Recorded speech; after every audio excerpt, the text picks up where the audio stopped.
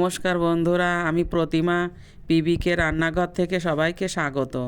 আজ আমি তৈরি করব নারকেলের দুধ দিয়ে হাঁসের ডিমের মালাইকারি। প্রথমে আমি ডিমগুলোকে সেদ্ধ করে নেব।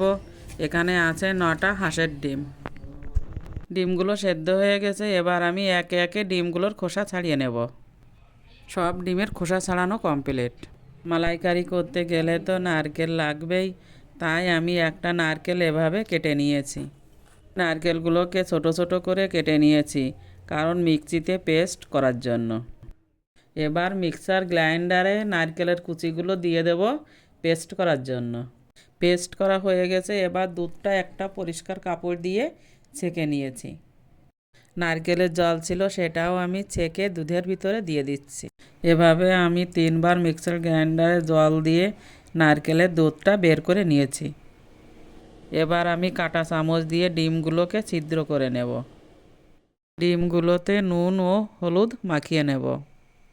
কড়াইটা গ্যাসের উপর বসিয়ে গরম করে নিয়েছি। এবার ডিম ভাজার জন্য তেল দিয়ে দিচ্ছি। তেলটা গরম হয়ে গেছে, এবার ডিমগুলোকে ভাজার জন্য একে একে দিয়ে দেব, হালকা ভাজার জন্য। এবার ডিমগুলোকে আমি অন্য পাত্রে উঠিয়ে নেব। দেখো বন্ধুরা, এখানে ডিমগুলো কিন্তু বেশ বড় সাইজের আছে। আমি এখানে ডিমের মালাইকারি করার জন্য মশলা বেটে রেখেছি। এখানে আছে আদা বাটা, লঙ্কা বাটা, গোটা জিরা বাটা, গোটা গরম মশলা বাটা, এগুলো শিলে বেটে রেখেছি। এবার আগের ডিম ভাজা তেলের ভিতর আরও একটু তেল মিশিয়ে নেব। তেলটা গরম হয়ে গেছে, দিয়ে দেব তেজপাতা ও গোটা জিরে। তারপর দিয়ে দিচ্ছি বেটে রাখা জিরে ও আদা। এরপর দিয়ে দেব পরিমাণ মতো হলুদ ও নুন, দিয়ে একটু নাড়াচাড়া করে নেব। এবার দিয়ে দেব সানরাইজের গরম মশলা।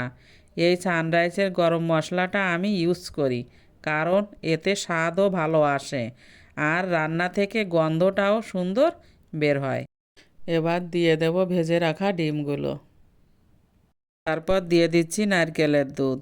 বন্ধুরা, নারকেল মিক্সিতে পেস্ট করলে নারকেলের দুধটা ভালো ঘন হয়। দেখো বন্ধুরা, নারকেলের দুধটা ফুটে গেছে। এবার দিয়ে দেব স্বাদ মতো নুন ও হলুদ আর বেটে রাখা কাঁচা লঙ্কা। নারকেলের দুধটাও অনেকটা ফুটে এসছে, দিয়ে দিচ্ছি 4-5টা চিড়ে রাখা কাঁচা লঙ্কা। তারপর একটু নেড়ে চেড়ে নেব। দেখো বন্ধুরা, গ্রেভিটা কত সুন্দর ঘন হয়ে এসেছে। আমি আগে শিলে গোটা গরম মশলা বেটে রেখেছিলাম, এইবার সেটা দিয়ে আরও একটু নাড়াচাড়া করব। ডিমের মালাইকারিটা হয়ে গেছে। এবার আমি অন্য পাত্রে ডিমের মালাইকারিটা ঢেলে নেব।